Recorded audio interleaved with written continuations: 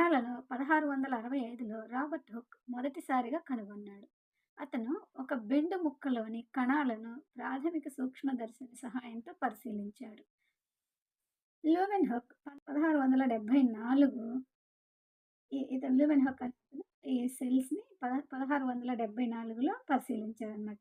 ఎలా పరిశీలించాడు? మెరుగుపరచబడిన సూక్ష్మదర్శినితో. అంటే రాబర్ట్ హుక్ తయారు చేసిన దానికన్నా ఇంకొంచెం ఆహ్, బెటర్ సూక్ష్మదర్శిని తయారు చేసి అప్పుడు పరిశీలించారు. అయితే చెరువులో స్వచ్ఛమైన నీటిలో కూడా జీవకణాలు ఉన్నాయని మొదటిసారిగా కనిపెట్టింది లూవెన్ హుక్.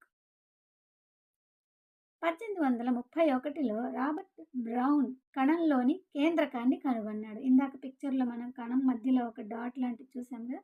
అదే కేంద్రకం అన్నమాట. దాన్ని 1831లో రాబర్ట్ బ్రౌన్ అనే ఆయన కనుగొన్నాడు. పర్కంజే 1839లో కణం యొక్క ద్రవ పదార్థానికి జీవ పదార్థం అనే పదాన్ని రూపొందించారు. అంటే ఈ కణంలో జీవ పదార్థం అనే పేరు మొదటిగా తీసుకొచ్చింది పర్కంజే ఇన్ 1839. అన్ని మొక్కలు మరియు జంతువులు కణాలతో నిర్మితమవుతాయని మరియు కణం జీవి యొక్క ప్రాథమిక ప్రమాణం అనే కణ సిద్ధాంతాన్ని ఇద్దరు జీవశాస్త్రజ్ఞులు వారెవరంటే ష్లీడన్ మరియు ష్వాన్. ష్లీడన్ అనే ఆయన 1838లోను, ష్వాన్ అనే ఆయన 1839లోను సమర్పించారనమాట.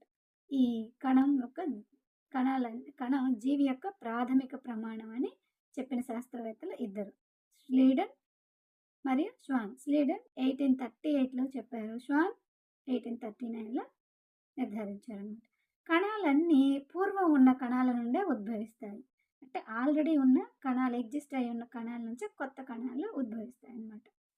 సో, ఇలా సూచించడం ద్వారా కణ సిద్ధాంతాన్ని విర్కోవ్ అనే శాస్త్రవేత్త 1855లో మరింతగా దీని గురించి వివరించారన్నమాట. 1940లో ఎలక్ట్రాన్ సూక్ష్మదర్శిని కనుగొనడం వల్ల కణం యొక్క సంక్లిష్ట నిర్మాణాన్ని మరియు దాని యొక్క వివిధ కణాంగాలను పరిశీలించడం, అర్థం చేసుకోవడం చాలా సులభతరం అయింది.